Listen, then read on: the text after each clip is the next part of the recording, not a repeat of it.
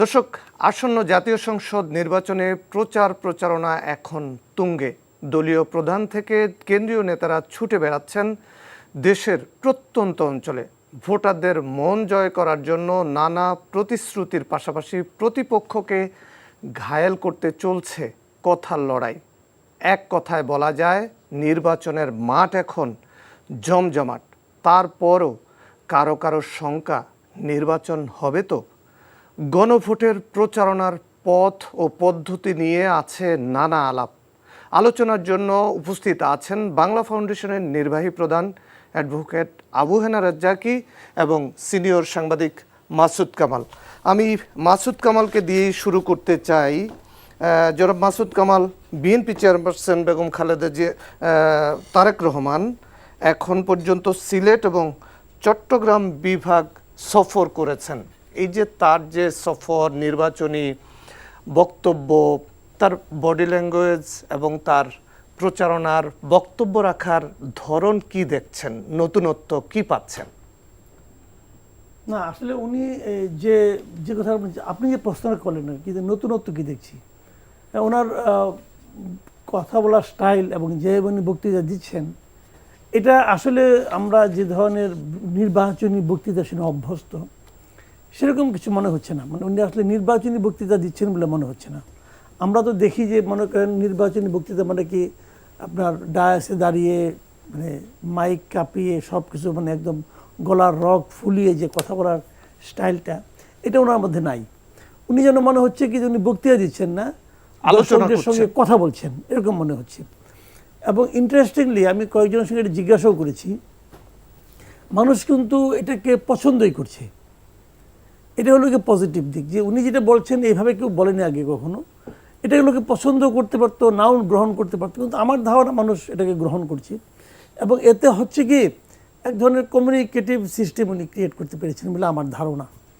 তো এটা মন্দ না। আবার বিপরীত দিকে আপনার শফিকুর রহমান সাহেব যে কথা বলছেন, তিনিও যে খুব বেশি উত্তেজিত ভঙ্গিতে বলছেন আমার কাছে সেটাও মনে হয় না। ওনার ভঙ্গিটা বলছে এতটা না আলাপ চাহিদার ভঙ্গি না, তারপরেও এটা আমার কাছে ওটাও ভালো লাগছে। কিন্তু দুই পক্ষই কথাবার্তা মানে যে স্টাইলটা বলছেন, স্টাইলটা আমার কাছে ভালো। কিন্তু বিষয়বস্তু যেটা, সেটা হলো আলোচনার মূল বিষয়, যে আপনি আসলে যা বলছেন সেটা মানুষ কতটুকু নিচ্ছে, সেখানে হলো বিষয়টা। এখন প্রাথমিক পর্যায়ে তো এখন যেটা দেখতেছি আমি, যে ম্যাক্সিমাম ক্ষেত্রে একে অপরের প্রতি কিছু কিছু ক্ষেত্রে আক্রমণাত্মক, প্রতিদ্বন্দ্বীকে ঘায়েল করার প্রচেষ্টা এবং পুরনো কথা টেনে বলা যে ওই কথাটা কেন বলেছেন, ওই কথাটা বলা ঠিক হয় না, ওই কথা বলার মাধ্যমে মানুষকে বিভ্রান্ত করেছেন, এই ধরনের কথাবার্তা কিন্তু উভয় পক্ষের বিরুদ্ধে বলছেন। এবং এখানেও আমি লক্ষ্য করছি যে মোটামুটি যুক্তি দিয়েই অপরের অভিযোগকে খণ্ডন করার একটা চেষ্টা আছে দুই পক্ষেরই। আমি এক পক্ষের কথা বলবো না, দুই পক্ষের মধ্যে আছে। কেউ কোনো ভুল করলে সেটাও ধরিয়ে দিচ্ছে। ব্যক্তিগতভাবে আমি এটা এনজয় করছি, আমি এতে কোনো খারাপ দেখছি না। মানে এখানে কোনো আমার মনে হচ্ছে যে মানুষের তো জানা উচিত যে কে কি বলছে, কেন বলছে এবং কথাটা কেন ভালো কেন মন্দ। কাদা ছোড়াছড়ির কোনো বিষয় কি লক্ষ্য করছেন? না, আমি এখনো কাদা টাদা দেখি নাই। অভিযোগ তো পাল্টা অভিযোগের তো থাকবেই, এটা তো থাকে, কোনো অন্যায় দেখি না আমি এখন পর্যন্ত। আমি এখানে কোনো কাদা ছোড়াছড়ি এখন পর্যন্ত আমি দেখি নাই। তবে নির্বাচনের সামনের দিকে যতটা অগ্রসর হবে ততই হবে। জি, আপনাকে ধন্যবাদ আবু হেনা রাজ্জাকি। ডক্টর শফিক জামাতে ইসলামীর আমির এবং তিনি এখন 11 দলীয় জোটের প্রধান বলা যায়। তিনি রংপুর সফর করেছেন এবং খুলনা বিভাগে এখন অবস্থান করছেন, সফর করছেন। তার বক্তব্যের মূল উপজীব্য কি দেখছেন? তিনি কি তার প্রতিপক্ষকে ঘায়েল করার চেষ্টা করছেন কিনা, তার বডি ল্যাঙ্গুয়েজ বা তার জোটের মূল প্রতিপাদ্য কি দেখছেন? ধন্যবাদ আপনাকে আর আমার বিশিষ্ট সহ-আলোচক মাসুদ কামাল ভাই, আমার খুব ঘনিষ্ঠ বন্ধু। এখন আসলে বিষয়টা হচ্ছে কি জানেন, নির্বাচনের মাঠে যত বক্তব্য আপনি দেন সেটা হলো আপনি ভোট ক্যাচিং স্পিচ। আপনি ভোট কিভাবে নেবেন, এটাই হতে পারে আপনার একমাত্র কৌশল, আপনি ভোটটা কিভাবে নেবেন। পাশাপাশি আমরা যারা এখানে আলোচক আছি, আমি আলোচক, মাসুদ কামাল ভাই আলোচক, অনেকেই আলোচনা করে। তাদের এই বক্তব্য থেকে আমরা আলোচনা করব, এটি তো কাজ। এখন তারা যে বক্তব্য দিচ্ছেন তার আলোকে আমরা যদি এখানে আলোচনা করতে বসি, ব্যক্তি আমাকে যদি আপনি প্রশ্ন করেন, আমি এমন কোনো আলোচনার বিষয় পাই নাই যেটা এখানে বসে আমি আলোচনা করতে পারি, আর যদি করি তাহলে দেখা যাবে যে আপনি নিন্দা পাবেন। ভোটের মাঠে আমার কাছে এই মুহূর্তে মনে হচ্ছে আমি কোনো ভোটের বক্তৃতা দেখছি না, আমার কাছে মনে হচ্ছে বিএনপি জামাত লড়াই, বিএনপি জামাত লড়াই। এটা কি কথার লড়াই? এখন তো কথার লড়াই হচ্ছে, আমি তো মঞ্চে দেখতেছি কথার লড়াই। যেমন ধরেন আপনি মঞ্চে উঠে কেউ বেহেশতের টিকিট দিচ্ছেন, আমি ব্যক্তিগতভাবে জামাত ইসলামের কোনো দায়িত্বশীল আমির বলছি কিনা আমি জানি না, বাট এই কথাটা বাজারে প্রচলিত আছে যে তারা বেহেশত দিবে। এই যে একটা কথা বেহেশত দিবে, মানে আমি নির্বাচনের মাঠে এটা যায়। আবার যদি আপনি উল্টা দিকে আসেন, আপনি ধরেন ফ্যামিলি কার্ড দিবেন, মানে এটা কি এক ধরনের প্রতিশ্রুতি? মানে এগুলা তো খুব গুরুত্বপূর্ণ বিষয়। আপনি ভোট কিভাবে নেবেন, এক। দুই নম্বর, ফ্যামিলি কার্ডটা বিএনপির কেন্দ্রের প্রচারণার অংশ, তাদের সিদ্ধান্তের অংশ যে তারা ফ্যামিলি কার্ড দিবেন, ঠিক আছে, কিন্তু জান্নাতে যাওয়ার বিষয়টা কিন্তু জামাতের কেন্দ্র থেকে বা কেন্দ্রীয় নেতা বা জামাতের আমির তাদের কারো কাছ থেকে কিন্তু আসেনি, এই লেভেল থেকে আসে নাই। কিন্তু এটাকে যেভাবে হাইলাইট করা হচ্ছে তাতে মনে হয় টপ লেভেল বলছে। তো মনে করেন একটা তৃতীয় চতুর্থ পঞ্চম লেভেলের নেতায় যদি এই কথাটা বলে থাকে জামাতের পক্ষ থেকে, সেটা তো আর এক দলের একেবারে টপ লেভেলের নেতা যেভাবে বলছে, সেটা ব্যক্তিগতভাবে আমার কাছে এটা বললেই আপনি জামাতের ফেভার করতেছেন বলে মানুষে বলবে। আমরা আলোচনার বিষয়, আপনি যদি ফ্যামিলি কার্ড ধরেন, সেটা কি? সেটা তো জগৎ। ফ্যামিলি কার্ড মানে কি? In cash or kind. জগতে মানুষ টাকা এবং ক্যাশ এবং কাইন্ড খোঁজে, এটা হলো জগৎ মানে দুনিয়া, আর বেহেশত মানে আখেরাত। তাহলে তো ভালো, দুই দল তো তাই দিচ্ছে, এক দল দিচ্ছে দুনিয়া, আরেক দল দিচ্ছে আখেরাত। মানে এইরকম তো আমরা পাইনি এর আগে, এইটা আমার কাছে মনে হইতেছে। কিন্তু আমি ব্যক্তিগতভাবে দেখলাম চিটাং একটা প্রশ্ন করলো আমাদের তারেক রহমান সাহেবকে, যে তারা কিছু একজনের উদ্যোক্তা প্রশ্ন করলো যে আমরা যখন কোনো বিল্ডিং করতে যাই বা ব্যবসা বাণিজ্য করতে যাই, আমরা চাঁদাবাজির মুখোমুখি হই, এটা বন্ধ হবে কিনা।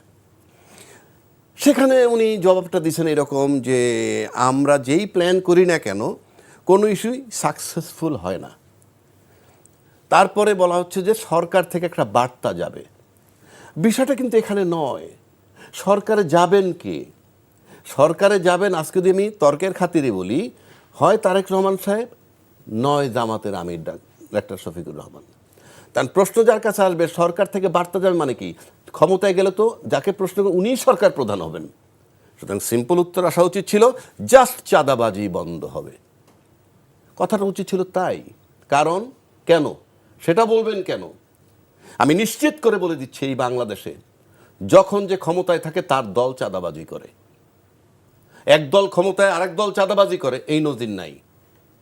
তাহলে আপনাকে দলীয়ভাবে চাঁদাবাজিটা বন্ধ করতে হবে, দলীয়ভাবে। সুতরাং পরিষ্কার যে এই দল চাঁদাবাজি সমর্থন করে না এবং বন্ধ করে, এক।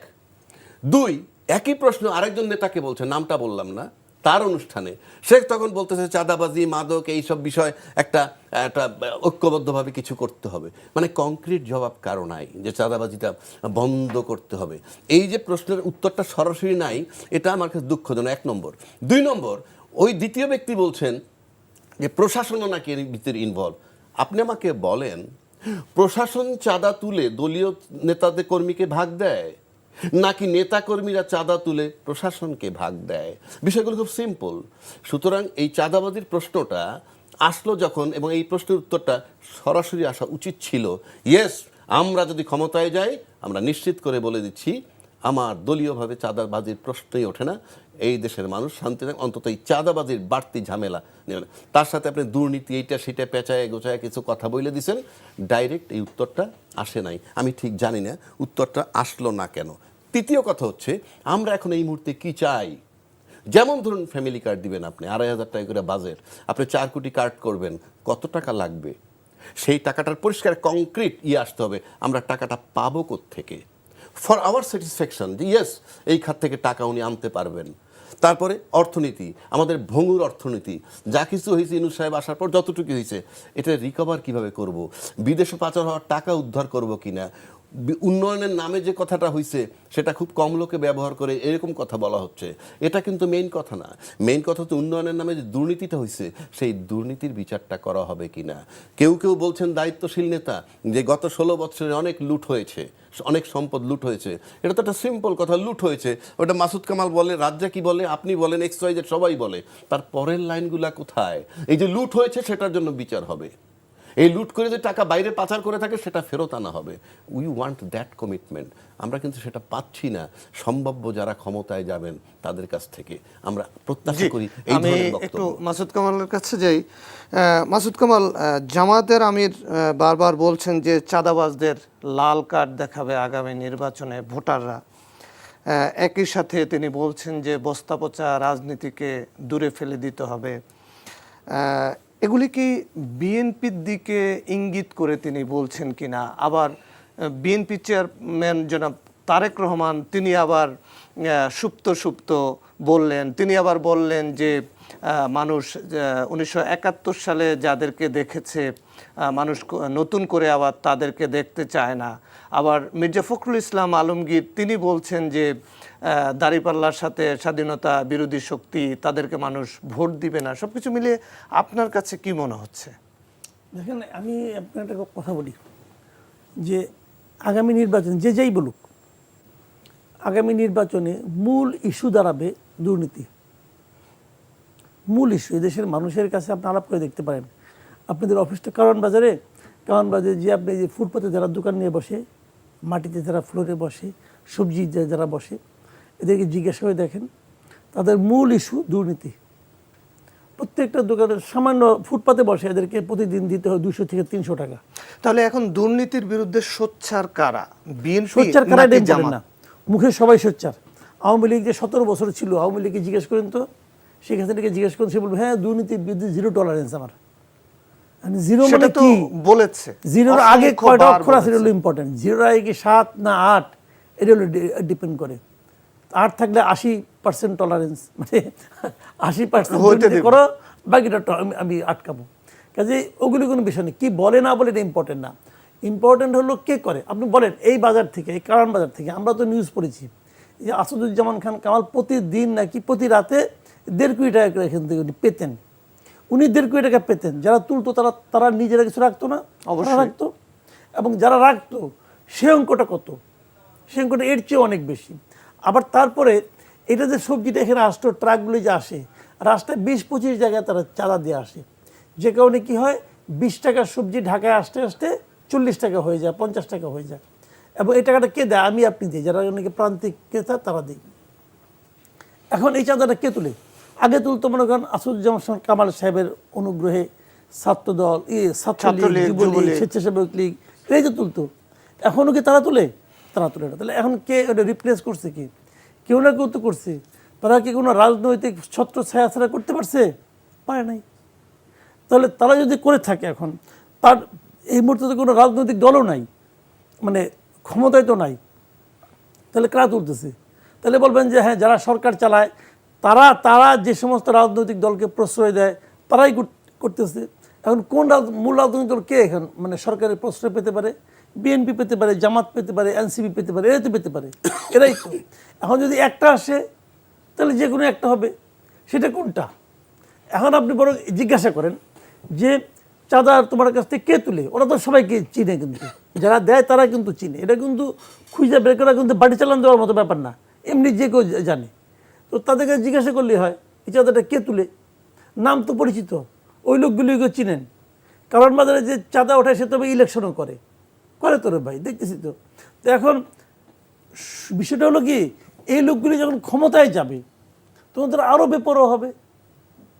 এখন আমি এই জন্যই বলি এবার নির্বাচনে এই যে দুর্নীতি, চাঁদাবাজি, দখলদারিত্ব, এটাই হবে মূল ইস্যু। দেখেন একটা কথা বললাম। আর চেতনার পেতনা, এই 24-এর চেতনা, 71-এর চেতনা, এটা মানুষের মনে আছে, কিন্তু আগে হলো যে গায়ে তো সইতে হবে। দুর্নীতি করলে ঝামেলা তো আমরা সাধারণ মানুষ পড়ি। সাধারণ মানুষ দুর্নীতিবাজকে দেখতে চায় না। মানুষ তো দেখেছে দুর্নীতির চূড়ান্ত বহিঃপ্রকাশ কিন্তু তারা আওয়ামী লীগ আমলে দেখেছে। একজন লোক ব্যাংক থেকে টাকা নিয়ে চলে যাচ্ছে বাইরে, ব্যাংক লুটপাট করতেছে, কেউ কিছু বলতেছে না। এই দুর্নীতি আমাদের দেখা শেষ, কাজে দুর্নীতি আর দেখতে চাই না। এখন দুর্নীতি কে করবে না, সবাই মুখে বলবে আমি দুর্নীতি করি না, সব চুরি বলে আমি চুরি করি না। কিন্তু তাহলে চুরি হয় কেন? তাহলে কেউ না কেউ তো করে রে ভাই। কারা করে এটা আমরা হয়তো মুখে বলতে পারবো না, বললে আমাকে ধরবে, তুমি প্রমাণ করো, প্রমাণ করা কঠিন। কিন্তু আমি তো জানি কে চুরি করে। প্রমাণ যে করতে পারবে সেও চুরি করে, প্রমাণ করার দায়িত্ব যাকে দেওয়া হয়েছে সেও ওই চুরির ভাগ পায়। কাজে ওটা হয় না। কিন্তু মানুষ কিন্তু জানে, মানুষ কিন্তু বোঝে। মানুষ যে বোঝে এটা নির্বাচনের দিন বুঝবেন। কিভাবে বুঝবো আমরা, আবু হানা রাজ্জাকি? না, কিভাবে বুঝবেন মানে এটা হয়তো মাসুদ ভাই বলছে যে ভোটের মাধ্যমে জাজমেন্ট দিবেন, এই ভোটের মাধ্যমে জাজমেন্ট দিবেন, এইটা আমি মনে করি এইটাই বলতে চাইছেন উনি। কিন্তু ভোটের মাধ্যমে যে জাজমেন্ট দিবেন, আপনি যদি একটা জিনিস লক্ষ্য করেন, আপনি কতগুলো জিনিস দেখেন, অস্বীকার করার কোনো উপায় নাই। আমরা হয়তো তর্কের খাতিরে বলি, এবং আমাদের সবচেয়ে বড় ইন্টারেস্টিং ব্যাপারটা হচ্ছে এই যে মিডিয়া, আমলা, এবং আপনি যদি ধরেন কর্পোরেট বলতে আমি বড় ব্যবসায়ীদেরকে বলছি, এই তিনটে স্টেক হোল্ডার কিন্তু একটা মারাত্মক ব্যাপার বাংলাদেশে। এই তিনটে স্টেক হোল্ডার যাকে ফেভার করে, এই তিনটে স্টেক হোল্ডারের চাবিকাঠি হয় মানে রাজনীতিবিদদের কিন্তু নিজস্ব কোনো সে নাই। কেন আমি বলি, আমি অন্য দলের কথা বলবো না, যে দুইটা দল ক্ষমতায় ছিল বাই রোটেশন, তাদের মধ্যে 85% লোক বেকার। 85% লোক যখন বেকার হয় তখন তারা চলে কিভাবে, সেই বিতর্কে আমি যাচ্ছি না, সেই আলোচনায় যাচ্ছি না। আবার দেখেন, যেই মিডিয়া শেখ হাসিনা যতদিন ছিল 5 আগস্টের পূর্ব পর্যন্ত, বেগম খালেদা জিয়া বলেন, জিয়া বলেন, তারেক রহমান বলেন, এমন কোনো ন্যাক্কারজনক বিষয় নাই তাদের সম্পর্কে লেখে নাই। আজকে আবার তাদের সম্পর্কে জাস্ট রিভার্স তারা হয়ে গেছে, যেটা শফিক রহমান কয়েকদিন আগে বলছে যে এই যে দ্বিচারিতা, এই যে বৈশিষ্ট্য, এই যে উল্টায় যাওয়ার পর রাজনীতিবিদরা সেটাকে লুফে নেয়, তার মানে রাজনীতিবিদদের কোনো সে নাই। ওই তিনটে স্টেক হোল্ডারের কাছে রাজনীতিবিদরা জিম্মি। সুতরাং এটা একটা কঠিন জায়গা। কেন বলছি কথাটা, 1971 সালের যুদ্ধ অপরাধী, একে নিয়ে কিন্তু আওয়ামী লীগ আন্দোলন করছে এই মাঠে। এরশাদের বিরুদ্ধে যখন আন্দোলন করেন তখন এদেরকে সাথে নিয়ে আন্দোলন করছে। তো স্বাধীনতা বিরোধী লোক নিয়ে যদি আপনি আন্দোলন করতে পারেন এরশাদের বিরুদ্ধে, সে তো স্বাধীনতা বিরোধী শক্তি ছিল না। এরশাদ, কথার কথা বলছি আমি, আন্দোলনের সময় তারা লাগছে। আবার কোনো দল তারা ক্ষমতায় নিয়ে মন্ত্রী পর্যন্ত বানাইছেন। আপনি এখন তার বিরুদ্ধে জিহাদ ঘোষণা করলে এটা কি গ্রহণযোগ্য? এটা কি মানুষ দেখে না? আমি বলছি আপনি এখন গন্ধ পাইলে হবে না, তো আপনি তো মন্ত্রী বানাইছিলেন। তো এই যে বিষয়গুলা, এটা আমি এটাও বাদ দিলাম। তারপর আসেন আপনি একাধিক নাগরিকত্ব নেওয়ার যে ফর্ম ফিল আপ করার জায়গাটা গ্যাপটা পূরণ করে নাই, বহু নমিনেশন পেপার, প্লাস ঋণ খেলাপি মানে কীরকম? এমন যদি হইতো 50,000, 1 লাখ, 2 লাখ টাকা ঋণ টান, হাজার হাজার কোটি, 600 কোটি টাকা, মানে ঋণের পুকুর নিয়ে এমপি হইতে যাচ্ছে। আপনি নিশ্চিত থাকেন 5 বছর যদি থেকে ওই পুকুরটা ভরাট কইরা মহাসাগর বানাবে। না, পুকুরটা ভরাট করে ফেলবে, ওই ঋণের পুকুরটা ভরাট করে অনেক উঁচু করে ফেলবে। তা আপনি একটা রাষ্ট্র যখন নীরব দর্শকের ভূমিকায় বৈশাখ, দলই বা কীভাবে নমিনেশন দিল, তার মানে ইট ইজ অ্যালাউড যে আসো তারপরে করবো। তা না হলে আপনি আমাকে বলেন, আপনি এই ঋণ খেলাপিকে নমিনেশন কেন দিবেন? ডাবল নাগরিকত্ব, ডাবল নাগরিকত্ব মানে তার any time he can live, কোনো কিচ্ছু লাগবে না, আপনি রাত্রেবেলা চলে গেলাম, জাস্ট টিকিট পেলেই হবে। টিকিট কোনো বিষয় না, টিকিট আপনি কিনবেন, এক্সপায়ার হলে কিচ্ছু আসা যায় না এদের। কারণ এই হাজার হাজার কোটি টাকার ঋণ খেলাপি, এতে এভরিডে একটা করে টিকিট নষ্ট হলে কি হয়? কিচ্ছু যায় না। আমরাও তো জার্নি করি, একটা করে টিকিট এভরিডে নষ্ট হলে কি হয়? কিছুই হবে। এক বছরে 365 লাখ টাকা যাবে, নয় 730 কোটি টাকা, 30 লক্ষ টাকা যাবে, 7 কোটি। আমি তো 1000 কোটি টাকার ডিফল্টার। তো আপনি পরিষ্কার ডিফল্টার যখন নিয়ে যাচ্ছেন নির্বাচনে, এবং কেউ কোনো কথা বলতেছে না, পত্রিকাওয়ালারা জানে না, তারা লিখে বলতে পারে না তো নির্বাচনের অযোগ্য, এবং নির্বাচন কমিশন কিভাবে হজম করলো, কিভাবে অ্যালাউ করলো। 2, চিবিয়ে দায়িত্বশীল বহু লোক এই টকশোতে এসে বলছে যে বিশ্ববিদ্যালয়ের নির্বাচনের ফলাফল জাতীয় পর্যায়ে কোনো ইম্প্যাক্ট হয় না। তো আপনি নির্বাচন কমিশন কি জন্য চিঠি দিলেন যে আগামী জাতীয় সংসদ নির্বাচনের আগে অন্য কোনো নির্বাচন হতে পারবে না? ওইখানে কি আপনার এসপি লাগতো? ওইখানে আপনার ইউএনও লাগতো? আপনার টিএনও লাগতো? আপনি বন্ধ করলেন কেন? কার ইশারায়, কার ইঙ্গিতে? তার মানে কি? এবং সেখানে চিঠিতে কি বলছেন উনি বলছেন যে জাতীয় পর্যায়ের নির্বাচন, সংসদ নির্বাচন এবং গণভোটের কার্যক্রমের উপরে যাতে প্রভাব বিস্তার না করে সেই জন্য বন্ধ করছেন। তার মানে ওই নির্বাচনের ইম্প্যাক্ট আছে। তাহলে আপনি যে নির্বাচনটা বন্ধ করে দিলেন, একেবারে আপনার কোনো রাইটই নাই, কোনো অধিকারই নাই। ও মানে নির্বাচন শব্দ লেখা থাকলে এটার মালিক আপনি। কিন্তু সেটা তো হাইকোর্ট পর্যন্ত গেল। সেটা আমি হাইকোর্ট পর্যন্ত যাব না। আমি প্রথম আসেন এইখানে হাইকোর্টে গেছে, হাইকোর্টে স্টে করে দিছে, সেই বিতর্কে আমি যাচ্ছি না, কারণ হাইকোর্ট সে যা মনে করছে তাই দিছে, সে একটা বিচার বিভাগের আছে। কিন্তু আপনি দিলেন কিভাবে? আপনি এই ঋণ খেলাপিদেরকে অ্যালাউ করলেন কিভাবে? আপনি ডুয়েল সিটিজেন যাদের ফর্মটা ফিল আপ করেন এই ঘরটা, আপনি অ্যালাউ করলেন কিভাবে? তাহলে আমি এই নির্বাচন নিয়ে আমি কি মনে করব? ওকে, চমৎকার আলোচনা রাজ্জাকি। আমি একটু মাসুদ কামাল ভাইয়ের কাছে যাই। রাজ্জাকি ভাই যেটা বললো যে গণমাধ্যম, তারপরে কর্পোরেট হাউস, এগুলি হলো মানে রাজনীতিকে একদিকে মানে হেলন করিয়ে দেয়, মানে হেলে পড়ে, তা রাজনীতিবিদরা আবার এদিকে হেলে পড়ে, অর্থাৎ একটা নেক্সাসের কথা বললো। এখন এই যে নির্বাচনকে সামনে রেখে গণমাধ্যমগুলো রাজনৈতিক দলকে সঠিক কাভারেজটা দিচ্ছে কিনা, সমান কাভারেজ বা যার যতটুকু প্রাপ্য সেই কাভারেজটা দিচ্ছে কিনা, নাকি একদিকে ঝুঁকে গেছে গণমাধ্যম, সেই বিষয়ের প্রশ্নের উত্তর আপনার কাছ থেকে নিব। নির্বাচন খুবই সন্নিকটে, এই অবস্থায় গণমাধ্যমগুলো রাজনৈতিক দলগুলোর কাভারেজ কেমন দিচ্ছে, সমতা থাকছে কিনা, বা যেই দল বা যেই জোট যেইটুকু কাভারেজ পাওয়ার কথা সেইটুকু দিচ্ছে, নাকি গণমাধ্যম আবার একদিকে ঝুলে পড়ছে? শুনেন, পৃথিবীর কোনো দেশেই গণমাধ্যম একদম ইঞ্চি মেপে কভারেজ দেয় না। গণমাধ্যমগুলোরও একটা রাজনীতি থাকে। এটা আমেরিকা বলেন, ইংল্যান্ড বলেন, সব জায়গায় এক একটা দলকে এক একটা গণমাধ্যম সাপোর্ট করে, ওটা তাদের একটা পলিসি আছে। তারা সেই সেটা তো প্রকাশ্য পলিসি। প্রকাশ্য পলিসি। আমাদের এখানে প্রকাশ্য পলিসি। আমাদের এখানে পলিসি হলো মোটামুটি, দেখেন ওখানে আর আমাদের পার্থক্যটা কোথায় বলি, মানে যখন হয় কি, যখন নাকি আইন বিচার এগুলো কাজ না করে, তখন আপনি অন্য কোনো জায়গায় কোনো নিয়ম নীতি খুঁজে পাবেন না। আমাদের গণমাধ্যমগুলো সবগুলো গণমাধ্যমের মালিক কারা? তাদের ব্যবসায়ী। তাদের কিন্তু গণমাধ্যমের বাইরেও অন্য ব্যবসা আছে। তো যেহেতু তাদের অন্য অন্য ব্যবসা আছে, তাদের সেই ব্যবসাগুলো তারা সরকারের সঙ্গে যুদ্ধ করে করতে পারবে না। যে কারণে আমাদের গণমাধ্যমগুলো সবসময় সরকারের তোষণ করে, কারণ তাকে তো ব্যবসাটা করতে হবে। এখন তার অনেক ব্যবসা, অনেকে গার্মেন্টসের ব্যবসা, অনেকে জমির ব্যবসা, মাটির ব্যবসা, অনেক ব্যবসা, এবং এই সমস্ত ব্যবসার মধ্যে নানা ধরনের জটিলতাও কিন্তু আছে। আর সরকার চাইলে জটিলতা না থাকলেও তাদেরকে বিপদে ফেলতে পারে। যে কারণে কোনো মানে গণমাধ্যমে সরকারের সঙ্গে সরাসরি বিরোধে জড়াতে চায় না। তো এখন আপনি বলবেন যে এখন তো কোনো সরকারের কোনো নাই, সরকার যেটা হচ্ছে অন্তর্বর্তীকালীন সরকার, তাকে কিন্তু সব গণমাধ্যমই তোষণ করতেছে। দেখেন অন্তর্বর্তীকালীন সরকার এর তো তেমন কোনো ক্ষমতাও নাই, তাও দেখবেন কোনো একটা গণমাধ্যম আপনি বের করতে পারবেন না যারা নাকি অন্তর্বর্তীকালীন সরকারের নানা অপকর্ম, অযোগ্যতা, অনিয়মের কোনো সমালোচনা করে, কেউ করে না। সবাই তাকে হ্যাপি রাখার চেষ্টা করছে। এখন নির্বাচনের সামনে এসে তারা নিজেদের মতো করে একটা হিসাব করছে যে কে ক্ষমতায় যেতে পারে, কাছাকাছি কে ক্ষমতার কাছাকাছি।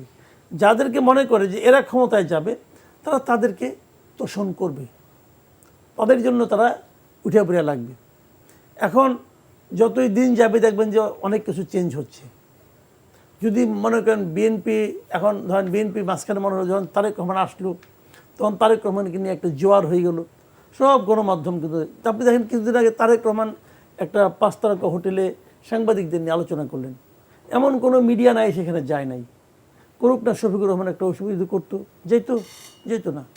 আবার যদি আপনি এখন যদি মনে হয় যে না জামাতের অবস্থা একটু ভালো হয়ে গেছে, জামাতের শফিকুর রহমান একটা সম্মেলন করবে, সবাই যাবে সেখানে, কারণ জামাতের অবস্থা ভালো হয়ে গেছে। এটা হলো কি গণমাধ্যমগুলির ক্যারেক্টার। আমাদের গণমাধ্যমগুলির মতো সরি টু সে কিছু মনে করেন, আপনি নিজেও গণমাধ্যমে আছেন, আমিও সাংবাদিকতাই করছি গত 3.5 দশক ধরে। আমার অভিজ্ঞতা হলো গণমাধ্যম এবং ব্যবসায়ী এই দুইটা শ্রেণীর মতো চরিত্রহীন আর কোনো সেক্টর এই দেশে নাই। ব্যবসায়ীরা চরিত্রহীন, সবাই না তো, সবাই বলে নাই আমি তো বললাম তো, আমার অভিজ্ঞতা বলতেছেন, মানে বড় আমার অভিজ্ঞতা আমি বললাম তো আপনাকে, আগেই তো বললাম যে এই সরকারের সমালোচনাকে একটা গণমাধ্যম দেখান তো, এত বড় গণমাধ্যম যে নাকি হাসিনা সরকারের সঙ্গে যুদ্ধ করে টিকে আসছিল, প্রথম আলো, ডেইলি স্টার, এদের কণ্ঠে কোনো এই সরকারের কোনো সমালোচনা পাবেন? পাবেন না তো। এই সরকারকে সমালোচনা করার মতো কিছুই করে নাই, কিছুই করে নাই। কাজে এগুলি বললাম ভাই লাভ নাই। আপনি দেখেন এই যে আদম মাটির ব্যবসায়ী বলেন আপনার, অথবা জমির ব্যবসায়ী, অথবা আপনার এই যে গার্মেন্ট ব্যবসায়ী বলে নাই শেখ হাসিনার সঙ্গে কবর পর্যন্ত যাবো, মৃত্যুর পরেও তার সঙ্গে থাকবে। দরকার এটা তো অন-ইসলামিক কাজ। একটা নারীর সঙ্গে আপনি মৃত্যুর পরে কেমন থাকবেন? তো যাই হোক, সে কইছে তাও থাকবে। আর প্রথমত, দ্বিতীয়ত, পঞ্চমত, 100তম মতো সবভাবে তো তার সঙ্গে। এরা কই সব তো ডিগবাজি বেরিয়ে এই গভর্নমেন্টের সঙ্গে আসছে। নতুন যে গভর্নমেন্ট আসবে সবাই তার সঙ্গে যাবে। ইন্টারেস্টিং হলো ওদের নয় চরিত্র নাই, সরকারের চরিত্রটা কোথা থাকলো? সরকারের তো বললো আয় ভাই বুকে আয়, সবাই বলে আয় ভাই বুকে আয়, কারণ বুকে নিলেই কিছু পাওয়া যায়। আগামীতে যারা গভর্নমেন্টে যাবে তারাও যাবে। ধরেন আমি উদাহরণ দিয়ে বলি, এই যে বিএনপিকে আমরা বলতেছি যে বিএনপি আগামীতে ক্ষমতায় যাইতে পারে। বসুন্ধরায় বিএনপির লোকজন নাই, বিএনপিকে টিকা রাখার জন্য বসুন্ধরায় বিএনপি তার লোকজন কেউ বসায় নাই, সাংবাদিকদের দিয়ে বসাইছে। বিএনপি লাইনে যারা সাংবাদিক নেতা, মূল নেতা, এই যে কাদের গনি চৌধুরী, গিয়াসউদ্দিন রিমন, এই যে হাসান হাফিজ, এগুলি বিএনপির লোক না? এগুলি নিয়ে বসুন্ধরা বসায় না বসুন্ধরাকে টিকা রাখার জন্য? তারেক রহমান জানে না এগুলো? জানে, কারণ তাদের কাছে, এই বিএনপির কাছেও বসুন্ধরা তারা চায়। কিন্তু এই অভিযোগ তো জামাতের বিরুদ্ধেও আছে, যে জামাতের লোকজনও ভাই সবার বিরুদ্ধে। আমি তো বলছি একার বিরুদ্ধে নাই, সবার বিরুদ্ধে আছে। যেই দিন সরকারের পতন হয়েছে অগাস্টে, গত বছর 24 আগস্টে, সেই দিনই সব টিভির আলিকারা, সব মিডিয়ার মাথায় যে নিয়ে বিএনপি এবং জামাতের সাংবাদিকের যে বসে নাই, এটা কি যোগ্যতার কারণে বসছে নাকি দলীয় পরিচয় বসছে? বলেন আপনি। দলীয় পরিচয় বসছে, সিম্পল ভাই। মিডিয়াগুলো, মিডিয়ার মালিক যেখানে না বসছে, মিডিয়ার মালিকরা ডাকছে, ভাই আসেন আসেন। মালিকরা যে হাতে পায়ে ধরে বসাইছে, আপনার সঙ্গে জামাতের সম্পর্ক ভালো না, আচ্ছা ভাই আপনি আসেন। আমার সম্পাদক হন। আপনার সঙ্গে বিএনপির সম্পর্ক ভালো না, ভাই আপনি আসেন, আমার প্রতিষ্ঠানটারে বাঁচান। কেন? তার মানে আমি তো বললাম যে মিডিয়া পরিষ্কার কথায় এরা এবং ব্যবসায়ী, এদের ভাই কোনো চরিত্র নাই আমাদের দেশের। এখন আপনি বলছেন সব না, হ্যাঁ সব না, একজন, ওই একজনকে খুঁজে বাই করেন, দেখবেন যে আগামী গভর্নমেন্ট আবার সেও গেছে একই লাইনে। ওকে, মাসুদ কামাল ভাই, আপনাকে যদি আমি সম্পূরক প্রশ্ন করতে চাই, যে নির্বাচনের মাঠে আমরা দেখলাম যে বিএনপির যারা প্রার্থী আছে নিজ দলের, তাদের বাইরে আবার স্বতন্ত্র, নিজ দলের স্বতন্ত্র প্রার্থীরা, যাদেরকে আবার কোথাও কোথাও বিএনপি বহিষ্কার করেছে, তারা নির্বাচন করছে, তারপরে তাদের প্রতিপক্ষ নির্বাচন করছে। এই অবস্থায় বিএনপির জন্য আসলে এই নির্বাচনের মাঠটা কতটা সমতল? বিএনপির জন্য মাঠটা কঠিন। যখন নাকি নিজের ঘরের লোক মানে হয়ে যায়, প্রতিদ্বন্দ্বী হয়ে যায়, তখন তো বিএনপির জন্য কঠিন হবেই।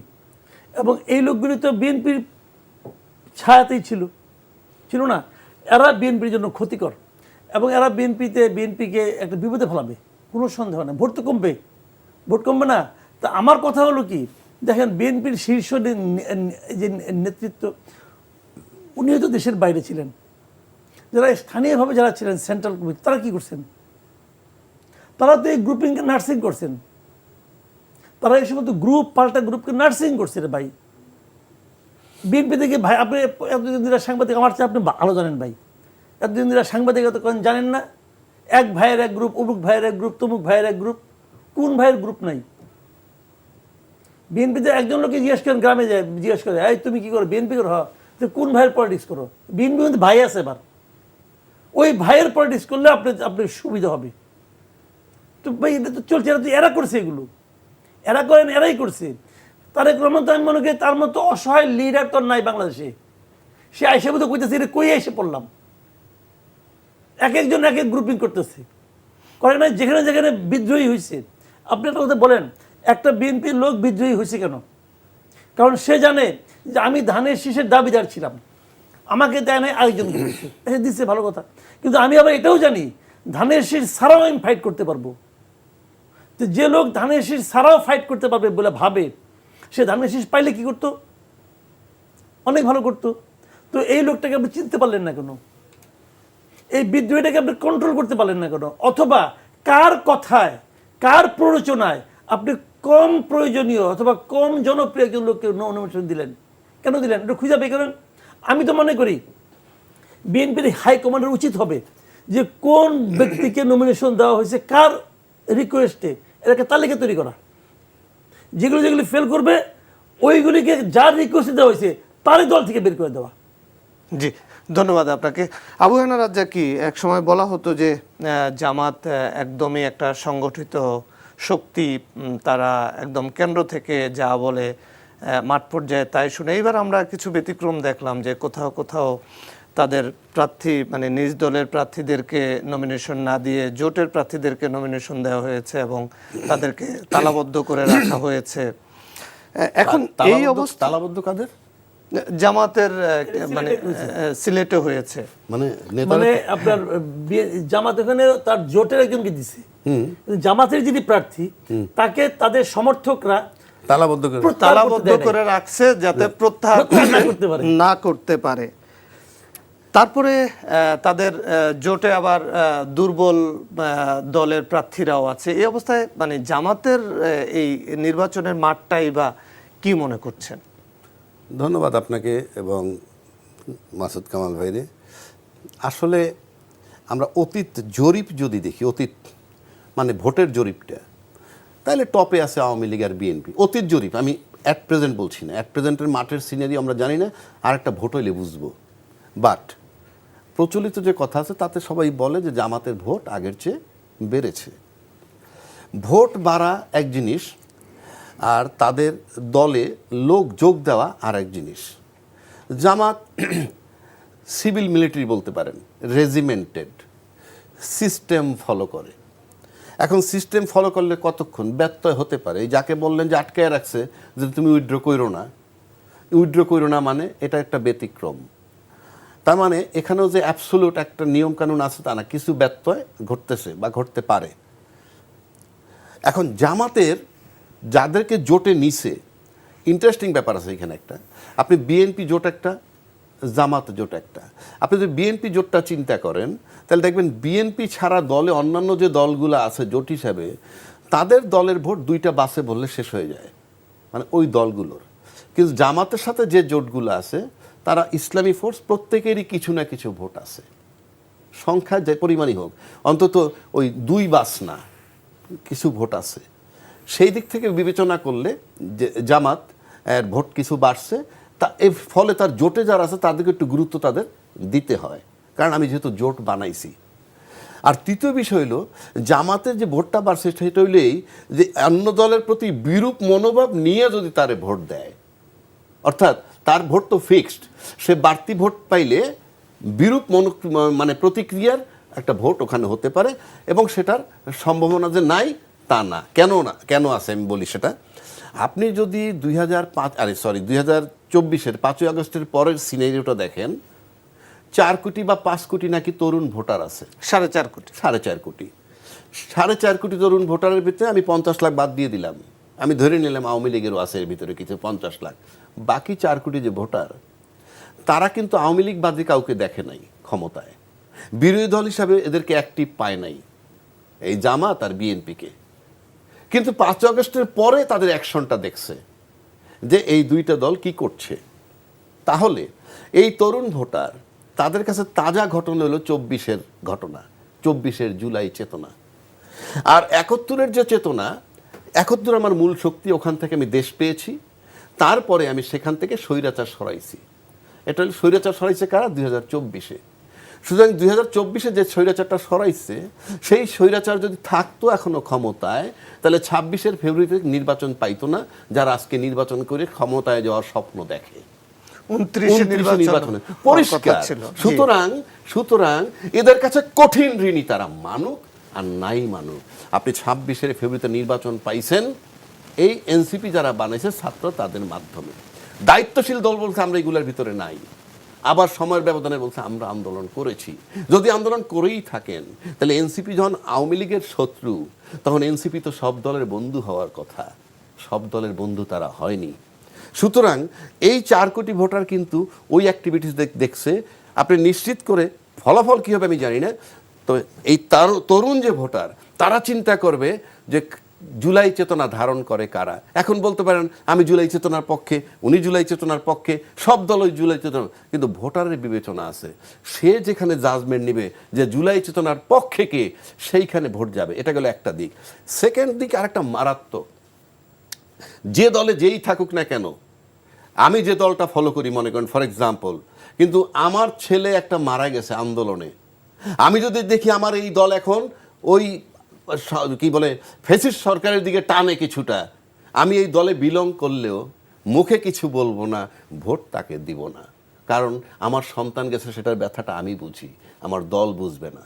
আবার 30,000 40,000 আহত হয়েছে, তাদের নানা বা দাদা বা বাপ যারা ভোটার, তারাও চিন্তা করবে সে যে দলেই বিলং করুক না কেন, যদি দেখে যে না ওই ফ্যাসিজমের পক্ষে তাদের অ্যাক্টিভিটিস, ভোট সেখানে দেবে না। এবং এই 30,000 আহত হওয়ার গার্জিয়ানরা, ওই 1400 নিহত তাদের গার্জিয়ানরা, এরা কিন্তু ব্যাপক প্রচারণা চালাবে যে জুলাই চেতনা ধারণ করে যারা, তারা যেন সামনে ক্ষমতায় আসে। সেক্ষেত্রে ভোট যদি কিঞ্চিত না, আমি 40-50% যদি সুন্দর হয়, আপনি নিশ্চিত থাকেন লড়াই হবে হাড্ডাহাড্ডি, কোনো ডাউট নাই। জি, ধন্যবাদ আপনাকে।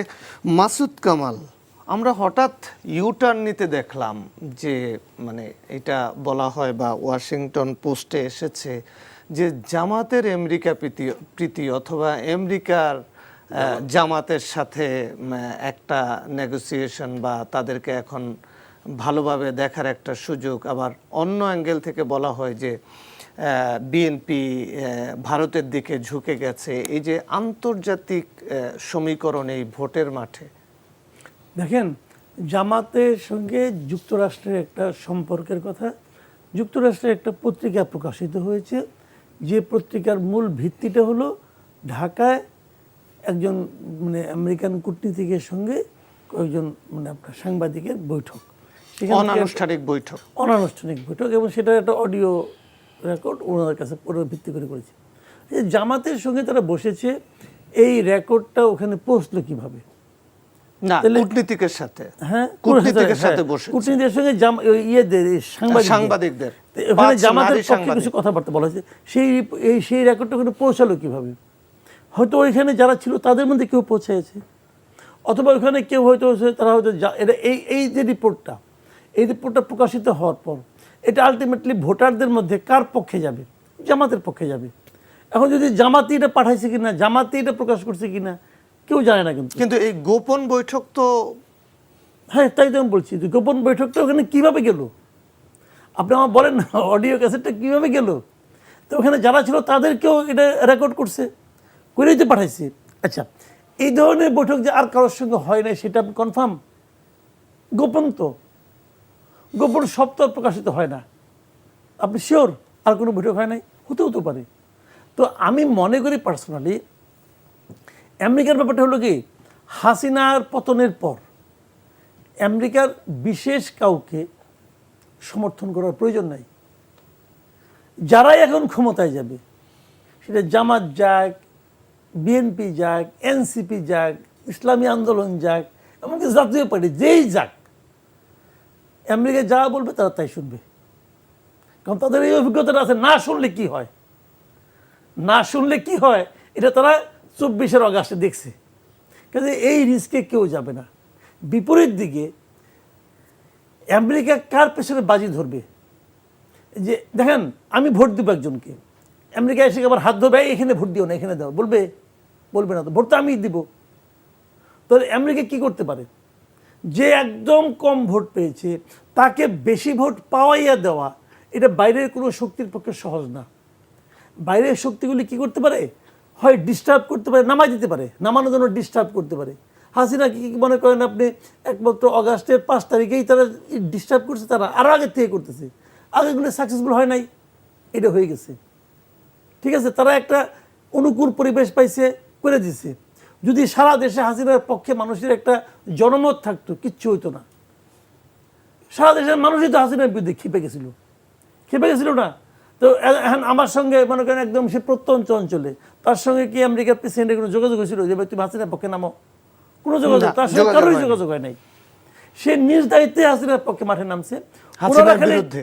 হ্যাঁ, তারা নিজ হাসিনার দায়িত্বে- বিরুদ্ধে নামছে। জি। ওনারা এখানে তাকে একটু হিলিক দিছে, একটু বাতাস দিছে। এই তো প্রয়োজনের সময় বাতাসটাই অনেক, কিন্তু বাতাস দিয়ে জেতানো যায় না রে ভাই।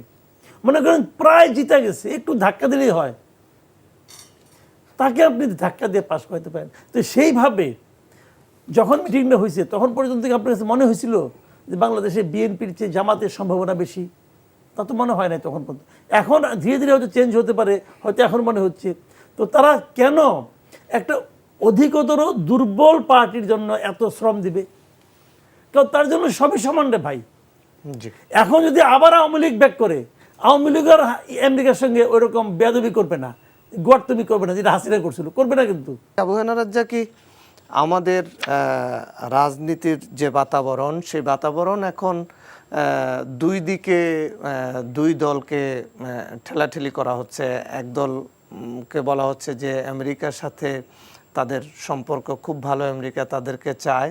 আবার আরেক দল বলছে যে না, ভারত চায় বিএনপিকে, বা বিএনপি ভারতের দিকে ঝুঁকে পড়েছে। এই ঝোঁকাঝুঁকির রাজনীতির পরিস্থিতিটা কি দেখতে পাচ্ছেন? ধন্যবাদ আপনাকে। আসলে বিষয়টা হচ্ছে কি, বাংলাদেশের রাজনীতি, বাংলাদেশ তো গ্লোবাল ভিলেজের একটা মেম্বার। এমন না যে আপনি একা একটা দেশ, সারা পৃথিবীর সাথে আপনাকে সম্পর্ক রেখে চলতে হবে। সুতরাং ন্যাচারালি আপনি মনে করেন বাংলাদেশে যখন রাজনীতির ইলেকশন হবে বা বাংলাদেশের যে চলমান প্রক্রিয়া রাউন্ড দ্য ইয়ার চলতে থাকে, তাতে বাংলাদেশের তিন দিকে আছে প্রতিবেশী ভারত। আমেরিকা তো বাংলাদেশের প্রতিবেশী না। সুতরাং আপনি ভারত যতটা কনসার্ন হবে বাংলাদেশ ইস্যুতে, বাংলাদেশের রাজনীতি, বাংলাদেশের সমাজনীতি, বাংলাদেশের অর্থনীতি, বাংলাদেশের কালচার, এটা তো আমেরিকা হবে না, এক নম্বর। দুই নম্বর হলো এই ভূখণ্ডে হয়তো আমেরিকার সাথে সবচেয়ে বড় লড়াই চায়নার। এখন ভারত যদি চায়নাকে মোকাবেলা করতে পারে ইন ফেভার অফ আমেরিকা, তাহলে আমার কাছে মনে হয় তাদের ভিতরে খুব একটা ঝামেলা থাকার কথা না। এখন আসেন আপনি ভোটের ক্ষেত্রে কি হয়, কোন সরকার ক্ষমতায় গেলে কোন দেশের কোন সরকারের পক্ষে থাকবে বলে বিবেচিত। সেক্ষেত্রে যদি আপনি যে আলোচনাটা আসছে তাতে মনে হয় আপনি বললেন বিএনপি মানে ভারতের দিকে ঝুঁকে আছে, জামাত মানে আমেরিকার দিকে ঝুঁকে আছে। বিষয়টা যদি এরকম হয়, বাংলাদেশের নির্বাচনের দিকে তাহলে তাকাইতে হবে। বাংলাদেশের নির্বাচনের তিনটে ধাপ, তিনটে স্টেজ। ফার্স্ট হইল সুষ্ঠু নির্বাচন। আমি যেটা আপনাকে বললাম, সুষ্ঠু নির্বাচন মানি হইল দুইটা দলের হাড্ডাহাড্ডি লড়াই হবে। এবং হাড্ডাহাড্ডি লড়াই আমি নিশ্চিত করে বলে দিচ্ছি, আজকে যে বাংলাদেশের পরিস্থিতি, তাতে ওই লড়াইতে 2/3 মেজরিটি কেউ পাবে না, বাট সিঙ্গেল মেজরিটিতে কেউ না কেউ জিতবে। এটা হলো আমার ধারণা, I may be wrong. On the other hand আর দুইটা পার্ট বাংলাদেশের নির্বাচনে থাকতেছে। একটা হলো কারচুপি, আর একটা হলো আপনার ইঞ্জিনিয়ারিং। অনেকে মানে গোলায় ফেলে যে কারচুপিটা কি আর ইঞ্জিনিয়ারিংটা কি। কারচুপিটা করে পেশি শক্তি, মানে দলের নেতাকর্মীরা ভোট সেন্টারে যাবে, ভোটটাকে কেন্দ্র করে দখল করবে, প্রশাসন নির্বিকার তাকায় থাকবে, সিল সাপ্পর মারবে। সেই ব্যাপারটা আমার একটু ডাউট আছে, বোধহয় এবার খুব কঠিন, সেটা আমার ধারণায়। এবার আসেন ইঞ্জিনিয়ারিং কারা করে? ইঞ্জিনিয়ারিং কিন্তু কোনো দল করে না, ইঞ্জিনিয়ারিং করে প্রশাসনের কর্মকর্তা কর্মচারীরা। এই প্রশাসনের কর্মকর্তা কর্মচারীরা যদি ইঞ্জিনিয়ারিং করে, সেটাকে আপনি ঠেকাবেন কি করে? আচ্ছা, এখন আসেন, পদ্ধতি একটা আছে। সেটা কি, আপনি যে কেন্দ্রে ভোটটা গণনা করা হয় সেখানে কিন্তু পুলিং অফিসার স্বাক্ষর এবং পুলিশের স্বাক্ষর দিয়ে একটা কপি তাদেরকে দিয়ে যেতে হয়। না দিয়ে গেলে আপনি কি করবেন? প্রশ্নটা আমার ওইখানে। আপনি ভোট কে কতবার লেখা আপনাকে দেখাইলো, পুলিং এজেন্ট দেখাইলো, সব কিছু ঠিক আছে, দিয়ে দিল, আপনি কপিও একটা দিয়ে দিল। ফর এক্সাম্পল, এক দল পাইছে 153, একজন পাইছে ধরেন এই 107, 153 আর 107, ওই একের 2 করে যদি আপনি জমা দেয়, আমি কথার কথা বলছি, তাহলে 153 আর 207 হয়ে গেল। আর আপনার কাছে যে কপিটা আছে এটা 107 আছে, এটা আপনি মিলাইবেন কখন? ও তো এটা পাঠাই দিল, পাঠিয়ে দেওয়ার পর আপনি টের পাইলেন যে একটা কারচুপি হয়েছে, ফর এক্সাম্পল ওভাররাইডিং। আপনি যাবেন রিটার্নিং অফিসারের কাছে মামলা করতে, returning officer this way that way আপনার ওই দিনটা পার করে দিলে আপনি আর তার কাছে যেতে পারতেছেন না। 5টার মধ্যে যেতে হবে, 6টার মধ্যে যেতে হবে, ফলোয়িং ডেতে আপনাকে যেতে হবে হাইকোর্টে। আমরা জানি আমাদের দেশের আইন বিচার ব্যবস্থা কিভাবে চলে, এবং পরের দিন যখন শুনবেন অমুক দল বিজয়ী, যে জামাত বিজয়ী হয়েছে ফর এক্সাম্পল, বা বিএনপি বিজয়ী হয়েছে, আপনার কেউ আদালতে গিয়া আপনি কোনো রেজাল্ট পাবেন না। রেজাল্ট পাইতে পাইতে ওই পার্লামেন্টের মেয়াদ শেষ হয়ে যাবে, আমরা অতীতে দেখছি। কাজেই এই ইঞ্জিনিয়ারিং একটা জায়গা, যেই ইঞ্জিনিয়ারিংটা ডিপেন্ড করে, এই ইঞ্জিনিয়ারিং যারা করবে, যদি আপনি ভারত আর আমেরিকা নিয়ে আসেন এই আলোচনার মধ্যে আমি বলতেছি, তাহলে ইঞ্জিনিয়ারিং যারা করবে তারা কোথায় ফেভার করে, অথবা এই কর্মকর্তা কর্মচারী কাদের নিয়ন্ত্রণে বা কারা নিয়ন্ত্রণ করতে পারে ইঞ্জিনিয়ারিং যদি ধরি আমি। কারণ বাংলাদেশে কোনো ইলেকশনই ইঞ্জিনিয়ারিং কিংবা কারচুপি ছাড়া হয়নি এ পর্যন্ত, কম আর বেশি। সুতরাং আমাদের কাছে এখন সবচেয়ে সন্দেহের জায়গাটা হলো ইঞ্জিনিয়ারিং। কিন্তু আমি কারচুপি বা দলীয় নেতা সেটার ব্যাপারে আমার একটু টেনশন কম আছে, কিন্তু ইঞ্জিনিয়ারিং একটা ব্যাপার আছে। আর একটা ব্যাপার আমি দেখতেছি, আমরা সবাই কিন্তু গণতন্ত্রের জন্য চিৎকার করি, কিন্তু আমি বিশ্বাস করি না যে কেউ গণতন্ত্রে বিশ্বাস করে। কারণ আমি কেন বলি কথাটা, আপনি দেখেন আব্দুল মোমেন আমাদের সাবেক পররাষ্ট্রমন্ত্রী, সে কিন্তু বক্তব্য দিছে যে এত বড় একটা দলকে বাইরে রেখে নির্বাচন করা তারা সঠিক মনে করছে না। প্লাস তারা বসে নাই, নানান জায়গায় লেখালেখি করতেছে। সমস্ত পশ্চিমা বিশ্ব এবং আমেরিকান অ্যাম্বাসেডর সবাই বলতেছে আমরা সবার সাথে কাজ করতে চাই, তার মানে সবার অংশগ্রহণ চায়। এখন আমার প্রশ্নটা অন্য জায়গায়, যে আপনি যারা যে দলগুলো নির্বাচন করতেছেন, দায়িত্বশীল দল, সকাল বিকাল খালি গণতন্ত্রের কথা বলে বলে মুখে ফেনা তুলে ফেলছেন। তো আপনি যদি গণতন্ত্রে বিশ্বাসী হন, তাহলে একবারও কি আপনারা নির্বাচন কমিশন তথা সরকারকে প্রশ্ন করছেন যে দলটা ব্যান্ড নয় কার্যক্রম স্থগিত করা হয়েছে, তাহলে যে দলটা ব্যান্ড নয় সে যদি ন্যূনতম 25% ভোটার রিপ্রেজেন্ট করে, তাহলে 1/4 of the population say represent করে, এইরকম একটা বিরাট অঙ্কের লোক রেখে আমরা নির্বাচনে যাচ্ছি কেন? আমি কিন্তু সরকারের দোষ দিব না। রাজনৈতিক দল যারা গণতন্ত্রে বিশ্বাসী, কিন্তু সরকার তো গণতন্ত্রে বিশ্বাসী না, সেটা গণতান্ত্রিক সরকারই না। কিন্তু নির্বাচন কমিশন অন্যান্য রাজনৈতিক দলগুলো যদি গণতন্ত্রে বিশ্বাসী হয়, এই প্রশ্নটা তারা কেন রেজ করলো না? যে পার্টি ব্যান্ড নয় সে কেন নির্বাচনে নেই? জুলাই হত্যাকাণ্ডের বিচার সম্পন্ন হয়নি, সেটা অন্য কথা। আমি দল তো ব্যান্ড হয়নি, আমি তো কার্যক্রম তো নিষিদ্ধ, তাহলে তো তাদের কার্যক্রম ওপেন করে দিতে হবে। যদি রাজনৈতিক দল যারা গণতন্ত্রে বিশ্বাসী তারা কেন প্রশ্নটা আনতেছে না? এটা আমি প্রশ্নটা রেখে গেলাম। তাহলে আপনি কি গণতন্ত্রে বিশ্বাসী? আপনি প্রশ্নটা রেখে যেতেন, ফলাফল কি হইতো আমার জানার দরকার আমি নাই। একটু মাসুদ কামাল সাহেবের কাছে যাই। মাসুদ কামাল, আমরা দেখি যে আওয়ামী লীগের ভোট টানার জন্য এই যে 25 ভাগ ভোটের কথা বলছেন রাজ্জাকি ভাই, আমরা দেখলাম যে মাঠ পর্যায়ে বিএনপির নেতারা, জামাতের নেতারা, ইভেন ইসলামী আন্দোলনের যিনি চরমনায়ের পীর ফয়জুল করিম, কালকে দেখলাম যে আমাদের একটা নিউজ অন এয়ার হলো, তিনি বলছেন যে আওয়ামী লীগের ভোট আমি চাই, তাদেরকে যেন মামলা না দেয়া হয়। তো সবাই তো আওয়ামী লীগের ভোট চাচ্ছে মাঠ পর্যায়ে, এবং বলতেছে আপনারা নিরাপদ থাকবেন, আপনাদেরকে কেউ ডিস্টার্ব করবে না। এটাই তো হলো রাজনৈতিক বেসাতি। অর্থটা হলো এই যে একটা দল আওয়ামী লীগের ভোট তো আওয়ামী লীগের কাছে যাবে। আওয়ামী লীগের তাহলে ভোট আছে, তা আওয়ামী লীগের যারা ভোটার তাদের জন্য ওই ব্যালট পেপারে কী থাকছে? আওয়ামী লীগ দল হিসেবে যদি খারাপ হয়ে থাকে তাকে আপনি বিচার করেন, বিচার করে নিষিদ্ধ করেন। এটা কি বিচার করে নিষিদ্ধ করা হয়েছে? না, নির্বাহী আদেশে স্থগিত করা হয়েছে। যে নির্বাহী কার্যক্রম স্থগিত করা হয়েছে, যে নির্বাহী আদেশ, ওই নির্বাহী আদেশে যে আইনে করা হয়েছে, ওই আইনটাকে তো আমি কালো আইন মনে করি। ওই আইনটাকে তো আমি কালো আইন মনে করতে পারি না। অনেক আইন আছে খারাপ আইন, আমি অমান্য করতে পারি না, কিন্তু আইনটা তো আমি পছন্দ করি না। এবং এটা কি ঠিক হয়েছে? এই আইনেই তো জামাতকে নিষিদ্ধ করছিল আওয়ামী লীগ। তখন কি আপনারা খুশি হয়েছিলেন? হন নাই তো। আপনি জামাতকে তো এই আইনে করছেন নিষিদ্ধ, তো ওই আইনে আপনি আজকে আওয়ামী লীগে করছেন স্থগিত, তাও কার্যক্রম স্থগিত করছেন, নিষিদ্ধও করেন নাই। হলো কাজটা ঠিক? তাহলে আপনি দেখেন, আপনি খুব ঠান্ডা মাথায় এটা ভাবেন, আপনি 3 তারিখে, অগাস্টের 3 তারিখে জামাতের কার্যক্রম নিষিদ্ধ করছে আওয়ামী লীগ, কিন্তু বুঝছেন? অগাস্টের 5 তারিখে আওয়ামী লীগ সরকারের পতন হওয়ার পর জামাত নেতাকে কিভাবে আর্মি চিফ ডাকলো একটা নিষিদ্ধ দলের নেতাকে? সবার আগে তার নাম উচ্চারণ করছে। বলেন আপনি, সে কাজটা আর্মি চিফ হিসেবে ঠিক করছে? কথাটা খেয়াল করেন। তাহলে হলো কি যে উনি ধরে নিয়েছেন যে এই সরকার যে নিষিদ্ধ করছে কাজটা ভালো করে নাই অথবা ঠিক করে নাই। তো ওটাই যদি হতে পারে, তাহলে আপনি যে কথাটা রাজ্জাকি বলেন, এটা কিন্তু একটা ভ্যালিড কোশ্চেন, যে এই 25% ভোটারের জন্য আপনার ওই ব্যালট পেপারে কি আছে ভাই? এরা কখনো নৌকা মার্কা ছাড়া ভোট দেয় না। রাজনৈতিক দলকেও বা চাপ দেয় না কেন? আমি বলি আপনি, ওই গণতন্ত্রে এরা বিশ্বাসী কখনো আপনি? নৌকা মার্কা ছাড়া ভোট দেয় না। তারা ওখানে যে তার পছন্দের প্রার্থী কি পাবে, তার পছন্দের দলকে পাবে। তাহলে পাবে না এবার তো। কি করবে? এখন বাহ, আমি সেটাই বলছি যে আপনি বলতেছেন, কি করবে সেটা তো আরেকটু। আপনি বলতেছেন যে এরা এই গণহত্যার জন্য দায়ী, অতএব এদেরকে নিষিদ্ধ করবে। তো করে দেন, দলটা নিষিদ্ধ করে দেন। আপনি তো করেন নাই।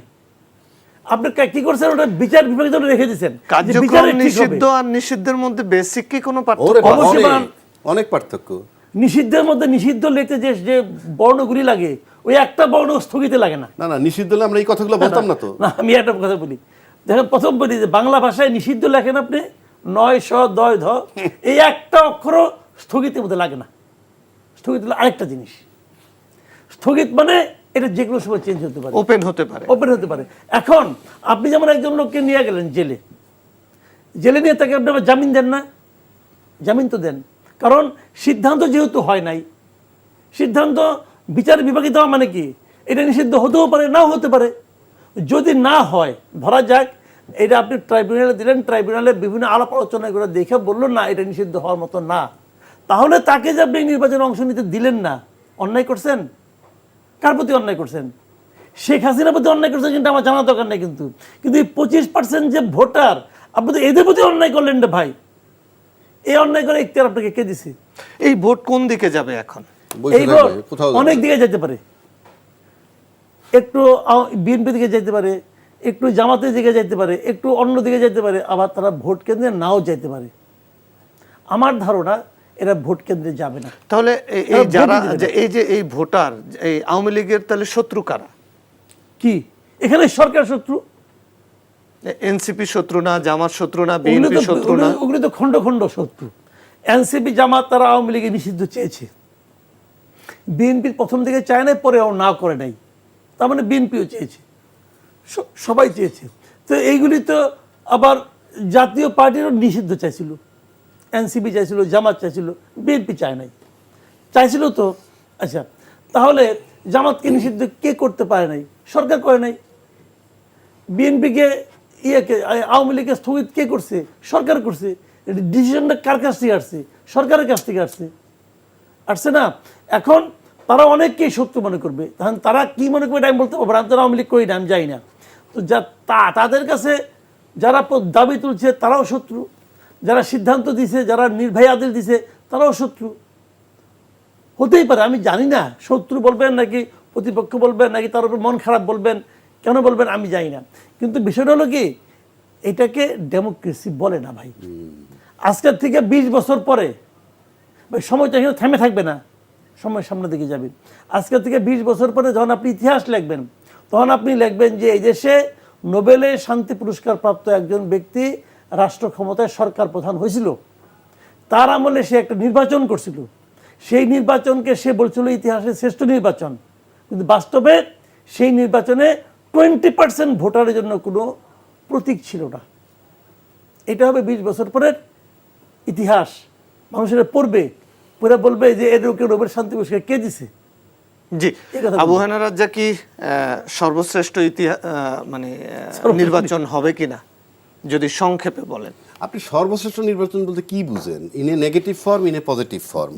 আপনি ওয়ার্স্ট নির্বাচন হয় যায় বাংলাদেশের ইতিহাসে, এর চেয়ে খারাপ নির্বাচন আর হয় নাই, সেটাও তো ঐতিহাসিক। আর সবচেয়ে ভালো হয় সেটাও ঐতিহাসিক। দুই ফর্মই আপনি যেতে পারেন। এখন আমরা শেষের দিক দিয়ে আসবেন না টপ দিয়ে আসবেন, সেটা হলো একটা বিষয়। আর যে কথাটা এতক্ষণ বলা হলো যে আওয়ামী লীগের ভোট, আওয়ামী লীগের ভোট কোথায় যায়? আমি ধরে নিলাম আওয়ামী লীগের ভোট কোথায় থাকবে না, ঘরে বসে থাকবে 25% ভোট। এর বাইরে যদি আসেন তাহলে কি বিএনপির 35, জামাতের ধরেন সব দল মিলে 15 আর 35, এই হলো তাদের ভোট আছে ফর এক্সাম্পল। এখন আওয়ামী লীগের ভোট বসে থাকবে, যদি কথার কথা দেয়, যদি বিএনপিরে দেয় সোনায় সোহাগা, আর বিএনপি না যদি জামাতে দেয় জামাত ক্ষমতায়, কারণ তার তো 15 আছে, তার সাথে 25 যোগ হলে 40 হবে, আর বিএনপির 35। সুতরাং আওয়ামী লীগ কিন্তু জরিপ তো বলে না এখন আর জামাতের 15 আছে। জরিপ তো বলে যে মানে একদম নেক টু নেক বিএনপি এবং আমি জামাত। ওতে গেলাম না। যদি জামাতের দলের 15 থাকে, তার সাথে যদি আওয়ামী লীগের 25, তাই তো 40 হয়, আর বিএনপির আছে 35। সুতরাং আওয়ামী লীগের ভোট যদি জামাতের দিকে তারা ক্ষমতায়, আর আওয়ামী লীগের ভোট যদি বিএনপির দিকে, তাহলে সোনায় সোহাগা। কথাটা আমি বুঝাইতে পারছি? এখন আমার ব্যক্তিগত ধারণায় আওয়ামী লীগের ভোট সেদিকে যাওয়ার কথা না। সুতরাং আপনি এখন আসেন যেই দেশের ডেমোক্রেসি নাই বলতেই আমি যে একটু আগে কথাটা বললাম, ডেমোক্রেসিতে বিশ্বাসী হলে আপনার আওয়ামী লীগের ব্যাপারে এই দলেরই আন্দোলন করা উচিত। দল নিষিদ্ধ নয়, তাহলে নির্বাচনে আসবে না কেন? আরেকটা হলো কেউ কোনো আইনের অধীনে নাই। আপনি দেখেন নির্বাচন কমিশন এই যে নির্বাচনটা ঘোষণা করছে, কেউ বলতে পারবে যে বলছে বাংলাদেশ সংবিধানের এত নম্বর অনুচ্ছেদ মোতাবেক আমি নির্বাচনী তফসিল ঘোষণা করছি? নাই। না, সেটা তো নো, আপনি কিসে দিচ্ছেন নির্বাচনটা? আপনাকে তো বলতে হবে। একটা জি। আপনার কোম্পানিতে আপনার চাকরিটা হয়, তাও তো বলবে যে এনটিভির এই বিধান মোতাবেক আপনার চাকরিটাকে আমি বরখাস্ত করলাম। দেয় নাই। সুতরাং আমরা একটা একটা ইন্টেনশনালি প্ল্যান্ড ওয়েতে একেবারে সম্পূর্ণ বেআইনি কোনো নিয়ম কানুন না মেনে আমরা ক্ষমতার দিকে যাচ্ছি। এটাই হলো আমাদের এখন মূল লক্ষ্য। জি, আমরা রাষ্ট্র নিয়ে আপনাদের- ভাবতে